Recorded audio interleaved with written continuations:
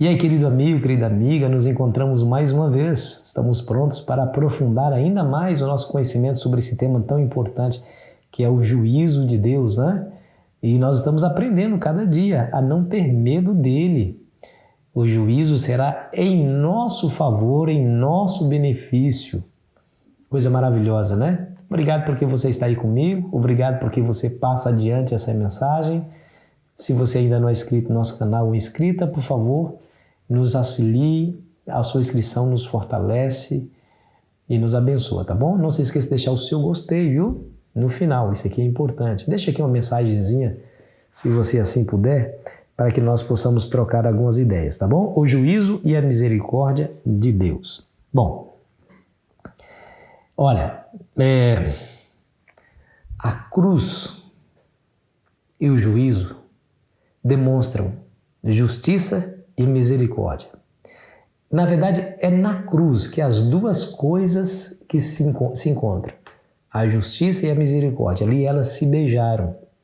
Justiça em condenar o pecado, mas misericórdia em libertar aqueles que acreditam em Cristo, em perdoar aqueles que acreditam em Jesus.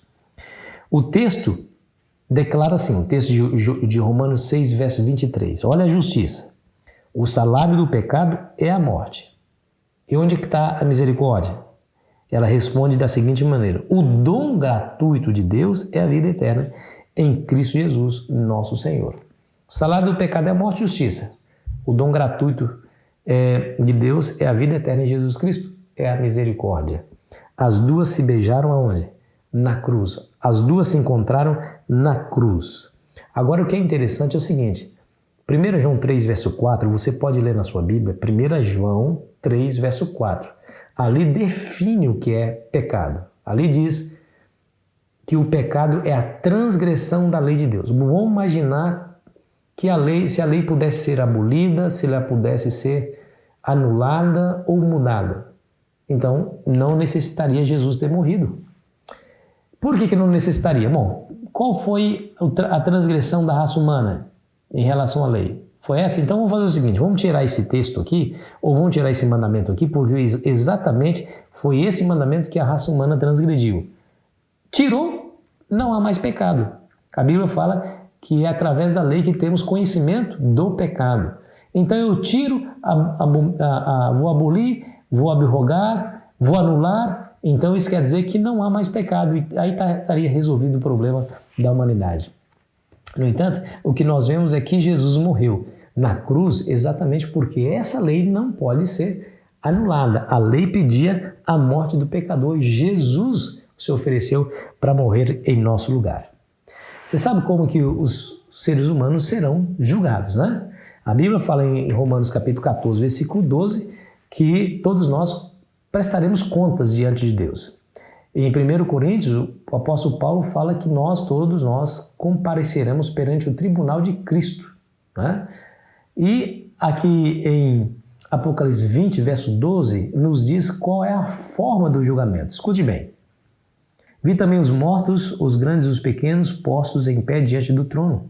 Então se abriram os livros, ainda outro livro, o livro da vida, foi aberto, e os mortos foram julgados segundo as suas obras, conforme o que se acha escrito nos livros. Olha que coisa interessante, tá vendo? E o que é para alguns uma fonte de desespero, de desânimo, de medo, é exatamente o fato de que todas as coisas estão registradas. Há um relatório fidedigno de cada ser humano nesses livros que se acham nos céus. Você percebe que aqui está no plural, né? Abriram-se livros. Em outro livro, o da vida foi aberto e as pessoas foram julgadas de acordo com as coisas que estão escritas nesses livros. Essa é a forma de julgar de Deus. Olha, escute o que eu vou dizer para você. Nós somos salvos única e exclusivamente pela graça, mediante a fé. Está lá em Efésios 2, versículo 8. As obras, elas não têm poder de salvar ninguém. Aquelas obras operadas pelo poder do Espírito Santo em nós, as obras boas, de justiça, essas não têm poder de salvação. Porém, elas se fazem a base do nosso julgamento. Porque através das obras nós revelamos onde é que está o nosso coração, nosso pensamento, nossa lealdade, as escolhas que nós fazemos. Percebe? Veja que no mesmo texto, onde fala que nós somos salvos pela graça, mediante a fé, também fala que nós somos feituras deles para as boas obras que antemão ele preparou para que andássemos nela. Efésios 2, versículo 10. No mesmo contexto, nós vemos que somos salvos pela graça, mas também somos conclamados a demonstrar a graça que nos alcançou por meio das obras, ok? Agora, e se as nossas obras forem más? Se elas revelarem que nós estamos com um outro Senhor no coração, o que vai acontecer? Bom, obviamente que elas se revelarão isso, e aí o julgamento será justo de acordo com essa constatação. Mas se a pessoa se arrepende, se a pessoa entrega a Cristo a vida, se ela pede arrependida, genuinamente, perdão pelo pecado, o que acontece? Obviamente, esse perdão lhe é oferecido porque esse pecado foi pago por Jesus. Então, é oferecido esse perdão a ele. Então, isso quer dizer, querido amigo, querida amiga, que Jesus é a nossa única esperança. A Bíblia fala assim, lá em 1 João 2, versículo 1. Filhinhos, não escreva essas coisas para que não pequeis. Se todavia alguém pecar, temos um advogado junto ao Pai, Jesus Cristo, o justo. Nós temos esse refúgio, nós temos essa solução. Eu quero dizer para você que a melhor solução é autossuficiente, nós não precisamos de nenhuma outra. Jesus é a nossa esperança. Ele nunca perdeu uma causa e aqueles que entregam a vida a Ele, aqueles que fazem profissão de aceitá-lo como Senhor e Salvador e o colocam como centro da sua vida, pode contar com a intercessão de Cristo, a eficaz intercessão, e ele vai receber. Ellen White vai dizer assim, olha que texto maravilhoso, escute bem. O fato de que os reconhecidos filhos de Deus são representados como estando na presença do Senhor com vestes sujas, deve levar à humildade e profundo exame de coração por parte de todos os que lhe professam o nome. Os que estão de fato purificando o caráter mediante a obediência à verdade terão de si mesmos uma opinião muito humilde. Quanto mais perto virem o imaculado caráter de Cristo, tanto mais forte será o seu desejo de serem transformados à sua imagem, e tanto menos pureza ou santidade verão eles em si mesmos. Mas, embora devamos reconhecer nosso estado pecaminoso, temos de confiar em Cristo como nossa justiça, nossa santificação e redenção. Não podemos contestar as acusações de Satanás contra nós. Cristo unicamente pode pleitear eficazmente em nosso favor. Ele é capaz de silenciar o acusador com argumentos baseados não em nossos méritos, mas nos seus. E aí, o que você acha desse texto? Olha, gente, que texto extraordinário, tá vendo? Eu assino embaixo, eu concordo com essa visão. Somente Cristo pode resolver a nossa mais profunda necessidade. Só Ele é a ponte que liga os dois extremos. De um lado, a humanidade pecadora. De outro lado, o Deus ofendido pela humanidade pecadora.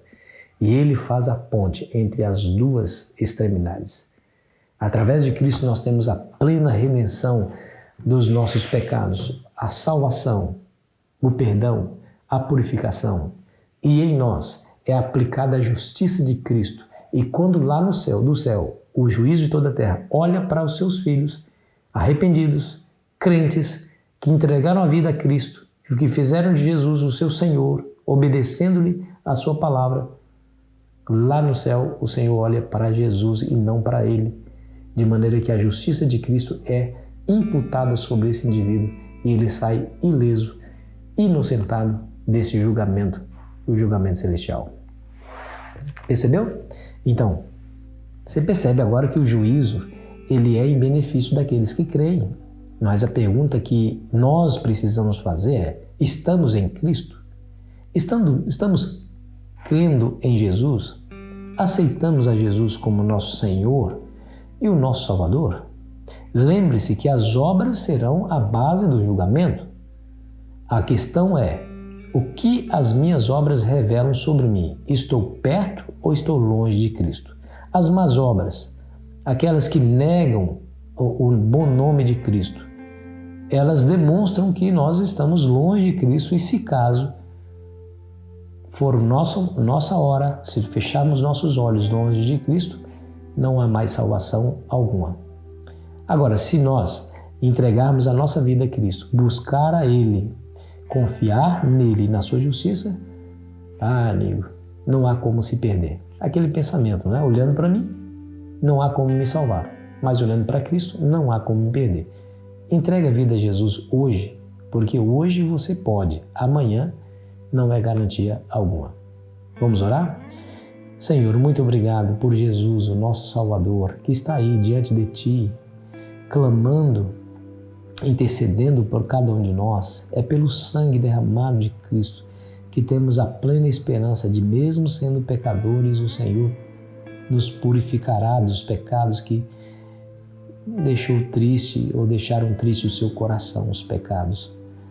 Mas nós não queremos deixar, Senhor, o seu coração triste mais. Nós queremos que o Senhor nos purifique e nos dê forças para vencer as tentações e libertar-nos desses pecados que tão tenazmente nos assediam. Eu lhe peço em nome de Jesus. Amém. Foi muito bom estar com você, querido amigo, querida amiga. Amanhã continuaremos aqui a nossa jornada, viu? Aproveite bem o seu dia.